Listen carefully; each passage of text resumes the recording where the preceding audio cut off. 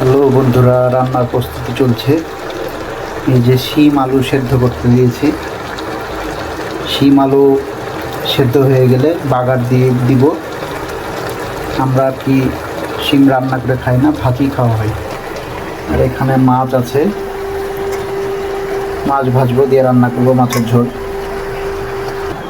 আর এখানে রান্নার জন্য যা যা দরকার সব কেটে রাখা আছে।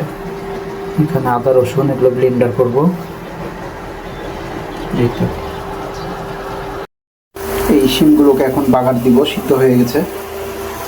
এই যে চুলাতে পেঁয়াজ, মরিচ, রসুন আর পাঁচফোড়ন দিয়েছি, লাল লাল করে ভেজে নেব, দিয়ে বাগার দিব। এই শিম ভাজিটা আমি লাস্টে টমেটো আর ধনিয়া পাতা দিয়ে দিয়েছি, দিয়ে আর কিছুক্ষণ ভাজলেই হয়ে যাবে। এই ভাজিটা এত ভালো লাগে, এত সুস্বাদু হয়, আপনি অনায়াসে 2 প্লেট ভাত খেয়ে নেবেন। এখন মাছগুলো আমি লাল লাল করে ভেজে নেব, একটু কড়া কড়া করে, দিয়ে মাছের ঝোল রান্না করব। বন্ধুরা, আমার মাছ ভাজা হয়ে গেছে। চুলাতে কড়াই বসিয়ে দিয়েছি রান্নার জন্য। এই মাছ, এখানে যা যা লাগবে রান্নার জন্য সব কিছু রেডি করে রাখা হয়েছে। পেঁয়াজ লাল লাল করে ভেজে এখানে আমি টমেটো দিয়ে দিয়েছি। টমেটো সেদ্ধ করে গ্রেভি তৈরি করে নিব। তারপরে আর যা যা মশলা লাগে সেগুলো দিব। আদা রসুন বাটা, হলুদ গুঁড়া, মরিচ গুঁড়া, জিরা ধনিয়া গুঁড়া, লবণ। বন্ধুরা, এই যে আমার মশলা কষানো হয়ে গেছে। এখন ঝোল দিয়ে দেব। ঝোল দেওয়ার কিছুক্ষণ পরে মাছগুলো দিয়ে দেব। ঝোল দিয়েছি, মাছ দিয়ে দিয়েছি, এখন ভালোভাবে ফুটাবো।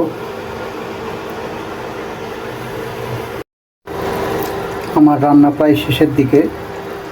এখানে জিরা ভাজা গুঁড়া আছে, এগুলো দিয়ে দেব।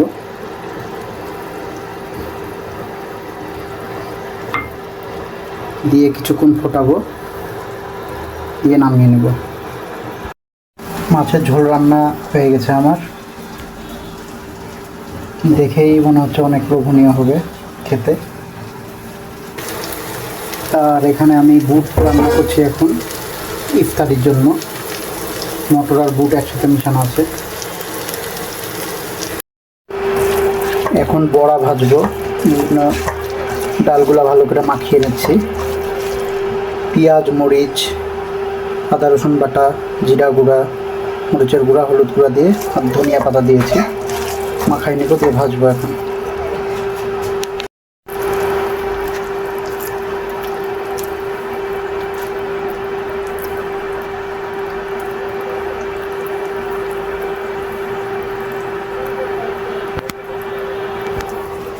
বিসমিল্লাহ।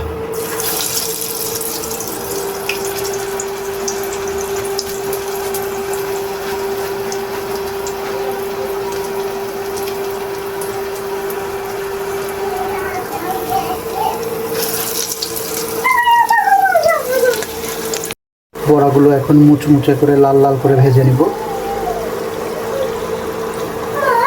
পেঁয়াজি, বেগনি, আরও বিভিন্ন ধরনের বড়া, এগুলো কিন্তু ধৈর্যের কাজ। অনেকক্ষণ ধরে ধৈর্য নিয়ে আস্তে আস্তে হিট দিয়ে ভাজতে হয়, নাহলে পুড়ে যায়।